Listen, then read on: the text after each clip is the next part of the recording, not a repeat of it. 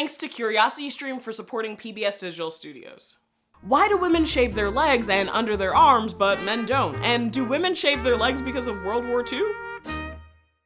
So lots of folks find excessive hairiness, with the exception of the hair on our heads, to be a bit off-putting, and this rule seems to be doubly true for women in places where shorty shorts and bare arms are the standard of summertime. But have you ever stopped to wonder why? I mean, if our mammalian bodies are busy growing hair here, there, and everywhere, then what makes the hair we trim in certain areas so darn special? And when did adult women start to believe that being silky smooth all over was more appealing than our naturally furry forms? Let's dive right in, because this is going to get hairy, but hopefully not sticky. Our first question for today is, when did men and women start removing their body hair, and why? So even though removing body hair stretches back centuries, this practice isn't universal. Shaving customs have varied across cultures, as well as coming into and out of fashion at various points in time.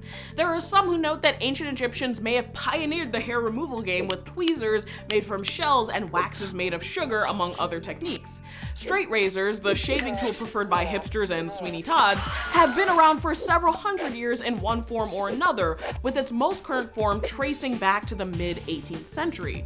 And today, certain Jewish sects and certain followers of Islam and Sikhism prevent followers from shaving their bodies or men from shaving their beards for religious reasons. According to Professor Rebecca Herzig in her book Plucked: A History of Hair Removal, early colonists in the Americas made a seemingly important note that Native American men and women they encountered practiced hair removal.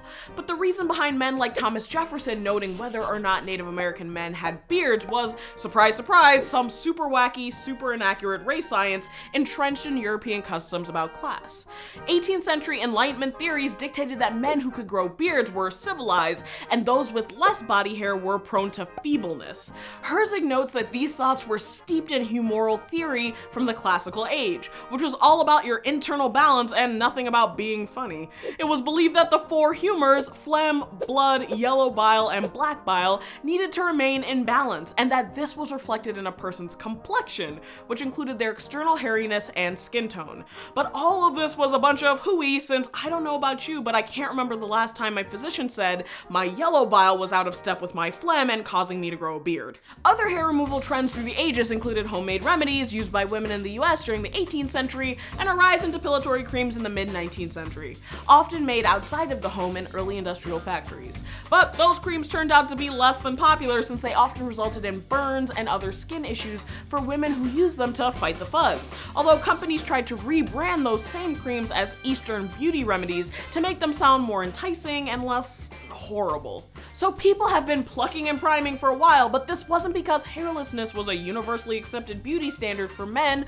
or for women. So that brings us to our next question. When did shaved legs and underarms become a beauty standard specifically linked to women? Well, up until the turn of the 20th century in the US, women having body hair wasn't exactly breaking news, but that was because in part many of the fashions favored by women up until that point covered the majority of their real estate, and it doesn't make a ton of sense to shave your legs and underarms if you're covered from head to toe, though removing unsightly facial hair for women was not completely unheard of. But when those ladies started to show more skin, we started to see the rise of a crafty razor salesman named King Camp Gillette.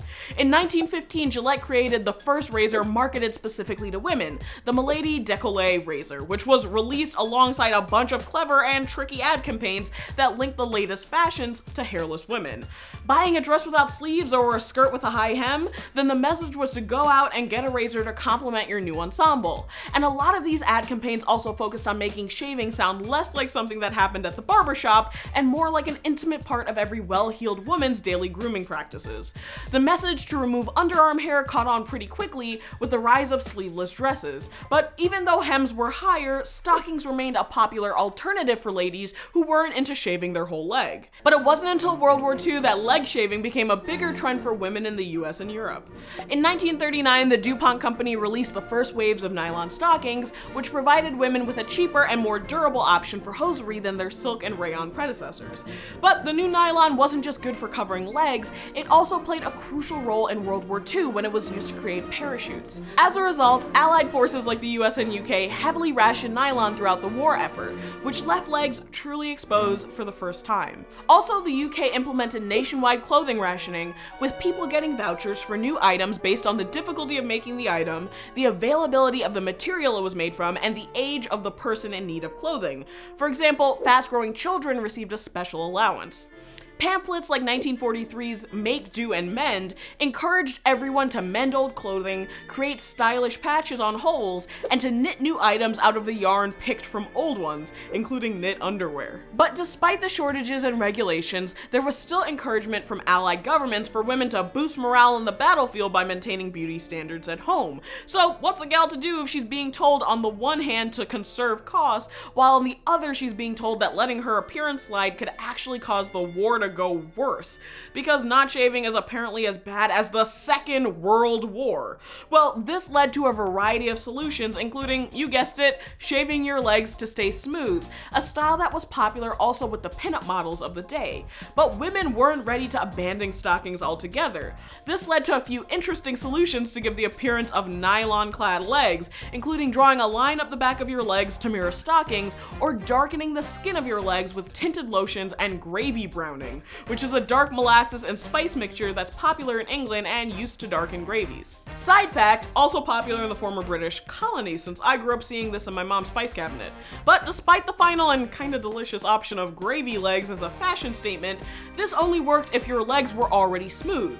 As time went on and styles continued to get more brief, think mini skirts, high-cut shorts, and itsy-bitsy teeny-weeny yellow polka dot bikinis, shaving for women in the US continued to spread, and women's hair continued to recede until we just thought it was the norm.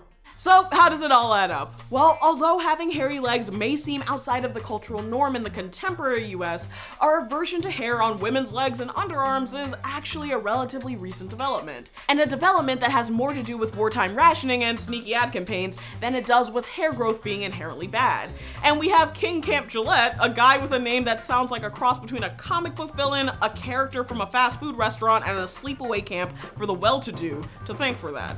Because he convinced generations of otherwise reasonable folks that there's a difference between razors made for men and women, and marketed a version of women's razors plated in 14-karat gold so that it would make a great gift. Because history, so why not? So what do you think? Anything to add to this history of hair removal timelines? And this episode includes a special shout out to Liz Grow on YouTube, who suggested that we make an episode on the history of gender and shaving. Thanks for your suggestion, Liz, and remember to keep those comments coming, since this is our second fan pick episode and I'd love to do more. So drop those questions below, be sure to follow Origin of Everything on Facebook and subscribe on YouTube, and I'll see you next week. Thank you to CuriosityStream for supporting PBS Digital Studios. CuriosityStream is a subscription streaming service that offers documentaries and nonfiction titles from a variety of filmmakers, including CuriosityStream originals. You can get the first 60 days free if you sign up at curiositystream.com/origin and use the code ORIGIN during the sign-up process. Hey guys, thanks for all of your comments on last week's episode on the history of birth control. Ross Parlett on YouTube writes in that in his small army unit in the late 1960s, there was a morale indicator that took note of AWOL stats and VD stats, among other things. Although we'll all be relieved to hear that both of these numbers in his small unit were actually 0. So thanks for the fun fact that links army history to the spread of birth control, Ross. Brian Spo on YouTube asked if we can do an episode on the history of the minimum wage. So this is a really great topic suggestion, since it's a topic we should all learn more about, and this list of fan suggestions that I've been keeping for a couple of weeks now is getting pretty lengthy, but I'm adding this one to the list. Also, we have a fan pick episode coming up in a couple of weeks, so stay tuned for the big reveal to see if your idea was chosen. I'd also like to give a special shout out to Amy Nadine Ellis and Karen Yellen on Facebook, and Peppermint Foxy, Tragodistros.mph, and Isabella Shimizu on YouTube for all of your comments. So that's it for now, and we'll see you here next week.